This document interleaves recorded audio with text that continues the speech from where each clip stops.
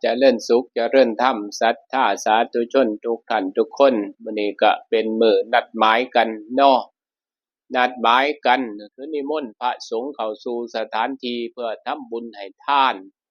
เปิดร้านใหม่ร้านใหม่ร้านนี่เปิดมาดนนั่นน่ะเปิดมาดนแล้วเปิดมาดนแล้วก็ปิดไปก็เปิดใหม่ก็ธรรมดาเด้เป็นธรรมดามีการปิดมีการเปิดตลอดก็บ่ได้ก็ต้องมีการปิดนี่เป็นธรรมดาอยู่แล้วเป็นธรรมดาอยู่แล้วก็เฮาคุยกันไว้ว่านิมนต์พระสงฆ์วัดป่าหนองไห้นี่เอาเบิดทุกรูปเลยโยมอยู่หั่นก็เอามาคือกันเด้อบัดบ่แม่นตั้งแต่พระแต่เณรแต่พระขาวแต่ว่าก็ถือว่าเป็นความดีอย่างหนึ่งเนาะเป็นความดีอย่างหนึ่ง ก่อนสิเฮาสิเฮ็ดอิหยังก็คิดเห็นพระเสียก่อนคิดเห็นพระพระนั่นเพิ่นสิมีหยังมาแนะนำเฮาจังซี้นะเพิ่นสิมีหยังมาแนะนำเฮาสิแนะนำให้เฮาเฮ็ดหยังเนี่ยเรื่องของบุญนั่นก็แนะนำกันมาโดนนั่นล่ะเรื่องของบุญน่ะแนะนำกันมาโดนแล้วเรื่องของศีลก็แนะนำกันมาโดนแล้วเรื่องของธรรมก็แนะนำกันมาโดนแล้วเรื่องที่แนะนำในมื้อนี้ก็คือเรื่องของการดำรงชีวิต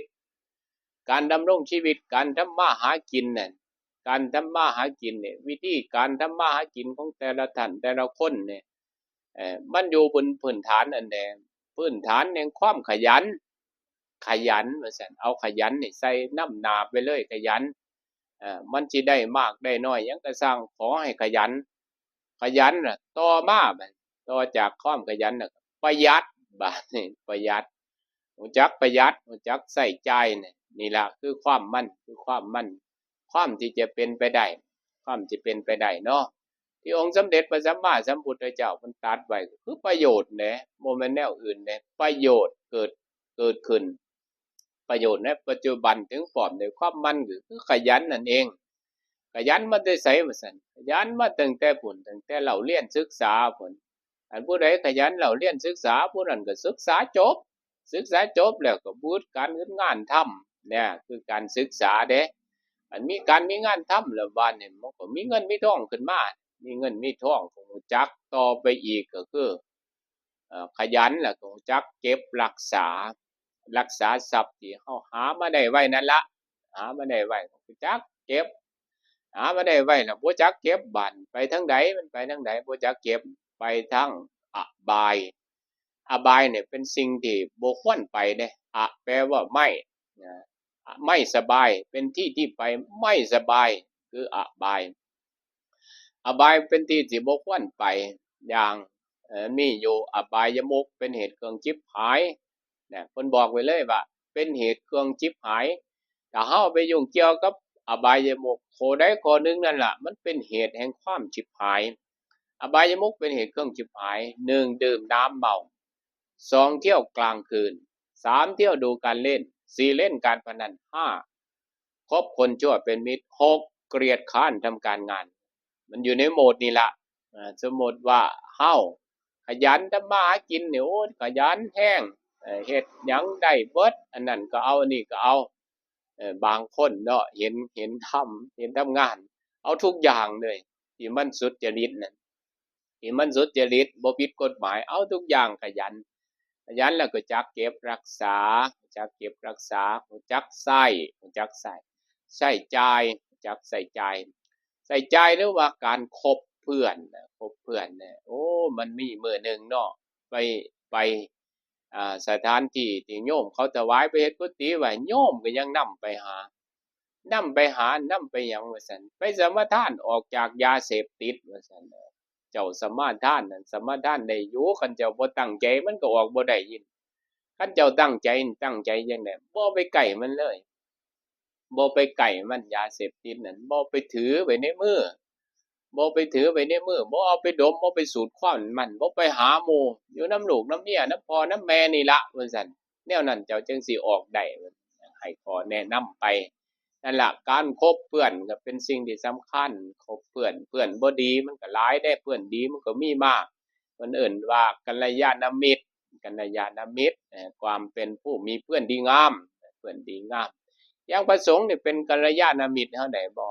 าตมาภาพว่าเป็นได้ให้ข้อคิดได้ให้ข้อแนะนำได้แนะนำได้คิดได้แต่จะทำตามด้วยหรือไม่เป็นอีกเรื่องหนึ่งของคนเป็นเรื่องหนึ่งของคนใส่ใจพอประมาณที่ว่ามันได้ให้มันประมาณกันกับรายได้เนี่ยได้มา10,000นึงใส่ไป20,000จังซี้มันบ่มีดอกว่ามันสิรวยนะรวยไปบ่ได้เป็นไปบ่ได้มีแต่ขาดทุนมีแต่อ่ามีแต่ขาดทุนมีแต่จมลงนั่นเป็นจังซั้นเด้นี่ล่ะบาดนี้การบริการเฮานี่สิเป็นงานบริการเด้นะร้านนี่สิเป็นงานบริการแต่ก่อนน่ะก็เคยเฮ็ดมาแล้วก็เป็นอาหารตามสั่งบัดนี้สิเฮ็ดเป็นกาแฟส่วนมากอั่นที่ไปเห็นเนาะไปเห็นกาแฟร้านกาแฟส่วนมากคือเป็นสีดำๆก็เลยมองว่ากาแฟดำแต่ว่าภาพมองเอาเองเด้กาแฟดำบ่ว่าซั่นคือเป็นสีดำๆน้องซั่น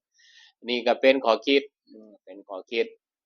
เฮาก็สิมุ่งไปนั่นน่ะมันบ่มีแต่สีดำดอกมันมีหลายสีอยู่ที่เฮาบริการนั่นอันนี้เป็นจั่งซั้นนี่ก็คือการใช้จ่ายการบริหารการจัดการนี่แหละสำคัญจังได๋สำคัญไปแต่ความเว้านี่ความเว้าจังได๋มันจังคนมันจังมาหาเฮาเว้าจั่งใดมันจังมาหาเฮาอย่างหลวงพ่อสัมพันธ์นี่ก็บ่แม่นคนเว้าม่วนใดแต่เลาจริงใจเลาจริงจังเลาจริงใจกับคนคนน่ะมันสิเป็นคนจนเป็นคนปานกลางหรือเป็นคนรวยเป็นคนสวยเป็นคนขี้เหร่หยังเลาก็เว้าอยู่ประมาณนี้คือมีความสม่ำเสมอเพิ่นเลยเอิ้นว่าปิยวาจาวาจาที่น่าฟังปิยวาจาที่น่าฟังแล้วก็เว้าม่วนๆเว้าม่วนฝึกเอาได้เว้าม่วนบ่แม่นว่าอยู่ดีๆมันสิเว้าม่วนโลดมันก็บ่แม่นคนบางคนต้องฝึกเอามันบ่เป็นการดัดจริตบ่ดัดให้มันดีมันสิเป็นหยังคือเหล็กเนี่ยเหล็กเฮาได้มามันเป็นเหล็กง้อเด้เป็นเหล็กง้อมันเป็นเหล็กง้อบาดเฮาสิเฮ็ดเฮาสิเทคานเทนั่นเทนี่เฮาไปดัดให้มันซื่อดัดให้มันซื่อดัดมันก็ดัดเพื่อดีไม่ได้ดัดเพื่อจะให้มันไปเฮ็ดให้มันเสียหายอิหยังนะเฮ็ดให้มันดีดัดให้มันดีก็ดัดพูดให้มันดีเว้าให้มันดีนั่นอันเป็นจังซั้นพระพุทธองค์เว้าไว้แล้วบ่มีข้อที่จะไปโต้แย้งมันดอกเออปิยวาจาเจรจาดีต้องรู้จักการให้รู้จักการให้ก็คือรู้จักการให้ทานนี่แหละรู้จักการให้ทานมีการแบ่งปันบ้างบางครั้งบางเทื่อเมื่อวานนี่ไปซื้อประตูหน้าต่างไปซื้อประตูหน้าต่างไปกับพระรัตพาไปซื้อไปเพราะว่าพวกแอมเขาก็แอมอยู่เนาะเขากำลังแอมอยู่ก็ได้ประตูหน้าต่างไปติดว่าซั่นว่าได้ประตูหน้าต่างไปติดมันเป็นเงินอยู่7,030 บาท7,030 บาทนั่นเอาแต่7,000แต่บิลออกให้อยู่7,030 บาท30มันบ่เอานั่นก็เป็นการให้คือกันแน่น่ะแบ่งให้นิดๆน้อยๆมันก็ถือว่าการให้หยวนๆเอิ้นว่าหยวนให้แหน่จักหน่อยจังซี้นะมันเป็นจังซั่นประพฤติประโยชน์บัดนี้ข้อต่อไปประพฤติประโยชน์ตนแล้วก็ประโยชน์ท่านเด้ประโยชน์ตนประโยชน์ท่านบ่แม่นว่าเอาแต่ประโยชน์เจ้าของคันมันมี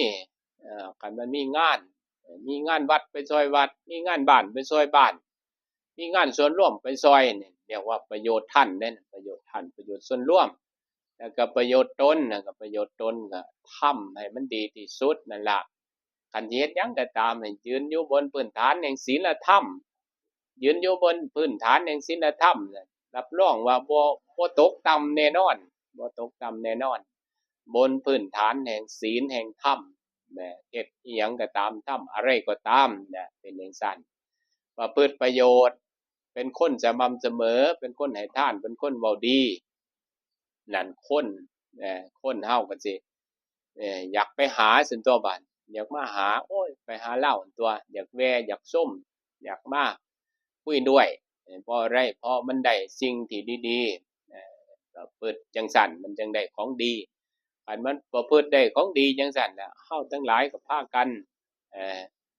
พากันศึกษาพากันศึกษาแล้วพากันประพฤติปฏิบัติเอาเด้อประพฤติปฏิบัติเอาอย่างเมื่อหั้นนี่ล่ะเฮาให้ทาน เฮาให้ทานเนี่ยเฮาก็ว่าอุทิศบุญให้พ่อให้แม่จำให้มันได้ พ่อแม่เฮาน่ะชื่อว่าจั่งใดนั่นปู่ย่าตายายนั่นแต่ว่าเนี่ยได้ยินแต่โยมแม่เพิ่นเว้าหาญาติเพิ่นเนาะเพิ่นคือจำได้เบิดเนาะบัวกลมผมผางนางอ่อนปุ่นสาลีพี่น้องเพิ่นเนี่ยซุมแม่ใหญ่เพิ่นไล่ให้ฟังแต่ว่าพาไปจำนำเพิ่นได้เด้อบัดนั่นล่ะมันใส่ใจเข้าไปหลายๆอุทิศส่วนบุญกุศลให้เพิ่นน่ะคิดฮอดพ่อกอดแม่คันบ่มีพ่อมีแม่มันบ่เป็นจังซี้ดอกบ่เป็นจังซี้มันเป็นจังไดว่าซั่นว่าพู้นแหล้วอยู่เลาะถังขยะพู้นแหล้วลางเทื่อลางเทื่อก็บ่ได้เกิดซ้ำเกิดมาก็บ่เป็นคนซ้ำนี่มีพ่อมีแม่ดูแลรักษาอุ้มฟักมาจนใหญ่เป็นพ่อเป็นแม่คือกันแล้วจังซี้ก็รู้จักเด้อรู้จักพ่อรู้จักแม่เคารพนบไหว้ผู้ยังมีชีวิตอยู่คันเพิ่นล่วงลับไปก็รู้จักทำบุญอุทิศให้เพิ่นรู้จักแบ่งปันอันนั้นมื้อนี้พระสงฆ์เข้าสู่สถานที่เดิมทีน่ะครัวบ่อเงินบ้านนี้ก็สิเป็นร้านอาหารบ่อเงินบ่จั่งใดนี่ล่ะบ่อเงินดีเด้เนาะดีกว่าบ่ออ่าขยะอยู่ได้มันเป็นจั่งซั้นฉะนั้นก็ขออนุโมทนาบุญกับเจ้าภาพทุกท่านทุกคนเด้อพ่อแม่ลูกหลานญาติมิตรทุกท่านบุญกุศลอันใดที่พวกท่านทั้งหลายได้กระทำบำเพ็ญมาแล้วกำลังบำเพ็ญอยู่หรือจะบำเพ็ญต่อไปขออนุโมทนาอย่างยิ่งบุญกุศลอันใดที่อาตมาภาพพร้อมด้วยคณะสงฆ์วัดป่าหนองไห้ได้ประพฤติปฏิบัติมาโดยการบวชในพระศาสนารักษาศีลเจริญสมาธิเจริญปัญญาแสดงพระธรรมเทศนาในที่ต่างๆด้วยอำนาจแห่งคุณพระรัตนตรัยคือพระพุทธพระธรรมพระสงฆ์ขออุทิศบุญนี้ให้ถึงแก่หมู่ญาติของพวกเฮาทุกท่านทุกคนที่กล่าวน้ำไปแล้วนั้นญาตินั่นอาจเป็นพ่อเป็นแม่เป็นปู่เป็นย่าเป็นตาเป็นยายเป็นสามีเป็นภรรยาลูกหลานหรือแม้กระทั่งเปรตญาติตลอดจนเราเทพเทวาผู้ปกปักรักษาสถานที่แห่งนี้นาขุดค้นท่านนายเวรผู้ติดตามพวกท่านทั้งหลายและสรรพสัตว์ทั้งหลายผู้ตกทุกข์ได้ยากผู้มีความลำบากผู้เคยเบียดเบียนกันตลอดจนพวกสัมภเวสีผู้ท่องเที่ยวหาที่เกิดแสวงหาที่เกิดประหยัดขาดมิตรจงอธิษฐานรับบุญเมื่อได้บุญแล้วตกทุกข์ให้พ้นจากทุกข์มีสุขให้สุขยิ่งขึ้นไปมีความสุขแล้วมีอานุภาพแล้วโปรดปกป้องคุ้มครองพวกพี่น้องลูกหลานญาติมิตรทั้งหลายให้มีแต่ความสุขมีแต่ความเจริญยิ่งขึ้นไปจงทุกท่านทุกคนเทอญ